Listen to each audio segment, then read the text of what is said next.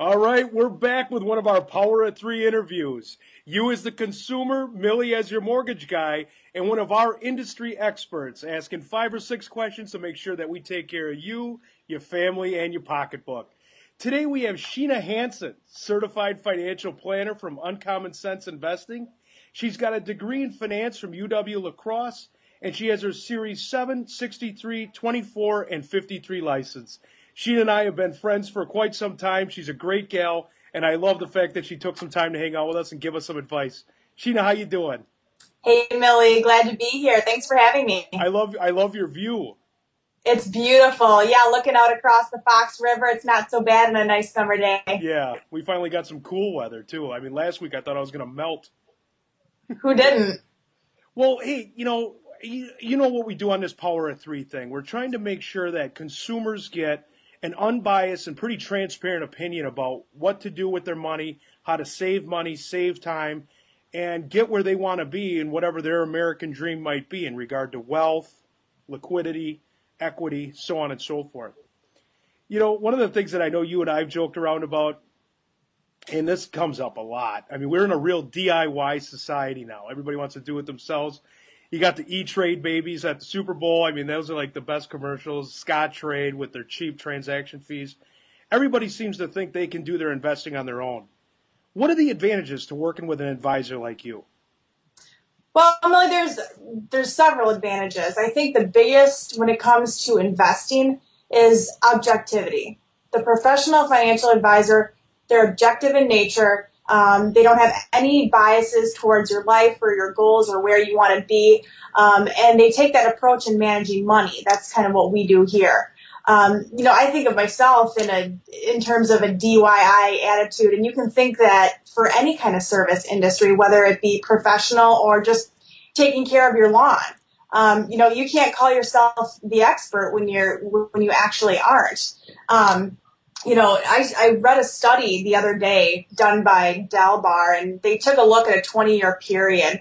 And when comparing the general stock market performance versus the individual investor, performance numbers varied significantly. That the market, they were up about 9%, whereas the individual investor, they only made out on 3.8% of that.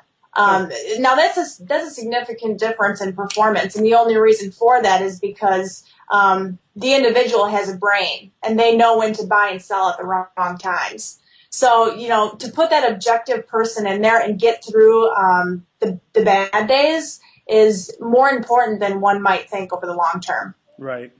Well, and we talk about it here all the time. If you think hiring a professional is expensive, try hiring an amateur first, right?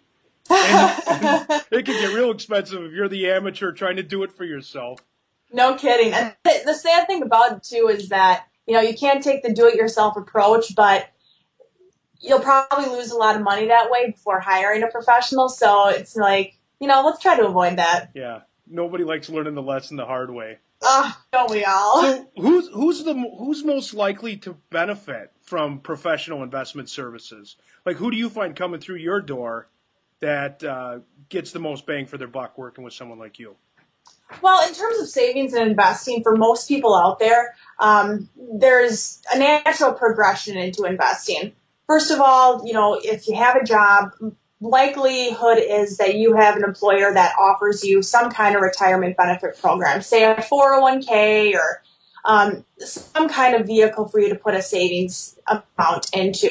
So that's kind of step one. People are funding their employer plans before they would come to someone such as myself in terms of retirement. Now, going on to the next phase, you might not even be thinking about the retirement, but maybe you want to send a kid to college.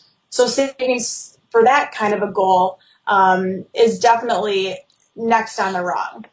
Outside of an employer retirement plan, if you wanted to start an individual retirement plan outside of that, that's another consideration. Anyone who wants to start an IRA would likely want to see a financial advisor. Right. Again, can you do it yourself? Sure, you can, but you don't know if you're really on track or if you're in the right place. Well, and you know what I find with some of our clients that are doing the DIY thing is, man, Uncle Sam can hammer you.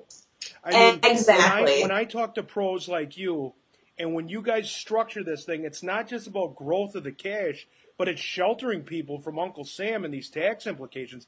Especially, you know, what made me think of that is when you were talking about saving for kids' college.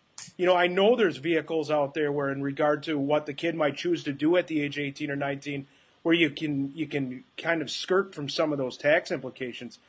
People not only leave money on the table by not using a pro and taking advantage of the market, but man, can they lose a lot of money by not investing in the proper instruments, and Uncle Sam comes knocking. Exactly. I mean, that's kind of a saying that we have here. It's not what you make sometimes, it's about what you can keep. That's half the battle. Yeah, very cool. Very cool. What is, good segue, what is the biggest mistake most people make in terms of investing?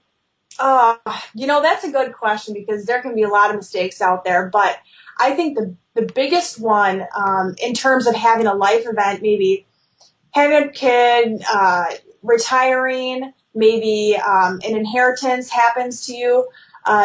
People get these windfalls or they all of a sudden come into this substantial amount of money, and they don't know what to do with it. So a lot of times, even if they go and see a financial advisor, they just kind of want it to be done with. They'll put their money with that person without shopping around and doing their homework. Because honestly, Millie, this business is, the breadth of how advisors practice is so wide.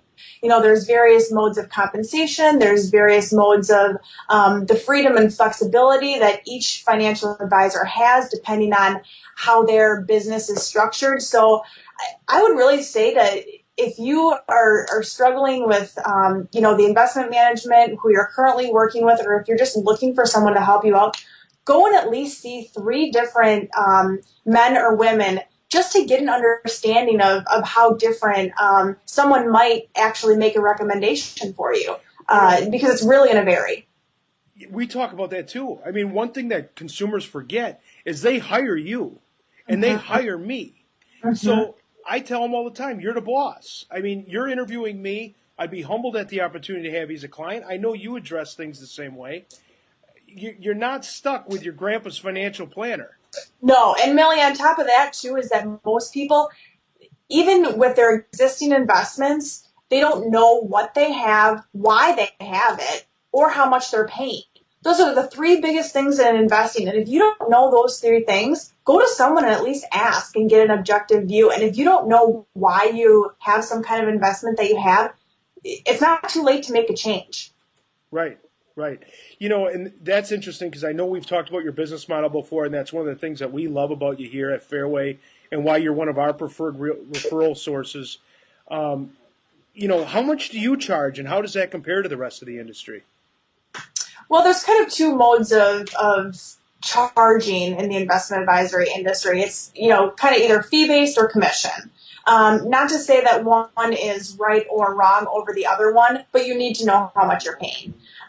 We have a fee-based model, and that basically means that we have a long-term relationship with our clients. So, I shouldn't say all the time that we're fee-based, but most of the time we are because I'm an independent advisor. I have the ability to kind of cater what that client needs. So we could be either commission-based or charge a flat fee, which is a percentage of the amount of dollars that we're managing. And that starts at 1%, and then depending on the amount that is, it even drops below that. And I guess to put that into perspective, that's kind of the industry norm when you go to a financial advisor. But then you have to also ask, on top of what I'm being charged from my advisor, what are the underlying investments that I'm being invested in costing me? So that's kind of another thing to consider, because we deal a lot of with a lot of individual stocks and different investments in their purest form. We are a very low cost provider, and that's kind of what makes us special. We manage everything in house. You know, we research stocks. We're looking at our accounts every day and kind of really doing our homework on what's going to meet the best needs of our clients in a long term perspective. So. By basically, Millie, we've talked about this before. You know, we kind of cut out that middleman, which is typically an insurance company or a investment company, and we do everything in house. So that's what makes the low cost approach. Less hands in a jar. Very cool. Less hands in Very the cool. jar. Yeah. So here's the Millie hot seat question that everybody has to answer. What is it? Tons of financial planners in the Fox cities, right? Tons of people that carry your licensing and your certification. I know why I picked Sheena Hanson at Uncommon Investments, but why don't you tell my people why they invest with you? It's a pleasure of doing business. We act in the best interest. I act in the best interest of our clients. You know, everything is really on a consultative basis. We look at the big picture, you know, before suggesting anything. And, you know, at the end of the day, it needs to be the right fit. You know, my client needs to be comfortable talking objectively with me, and I need to be comfortable with that person. You know, I see the relationship as number one, and then number two, you know, making it a value-added service every single time. Right. That's very cool. And, you know, and that's why we've become friends over the years. And that's why we have such a common approach to how we handle our clients. And you and I talk about this. I mean, it's about not being transaction based. It's not about that one account that you take over, that one mortgage that my team and I do. It's about relationships and becoming that person that client can count on and who they can refer their family and friends to and not look the other way. You know, hey, I got a gal for that. Hey, I got a guy for that. You know, I really appreciate the time you took for us today. It was awesome seeing you, and we'll stay in touch. We'll do this again. Thanks, Millie. We'll talk soon. All right. Thanks, Sheena.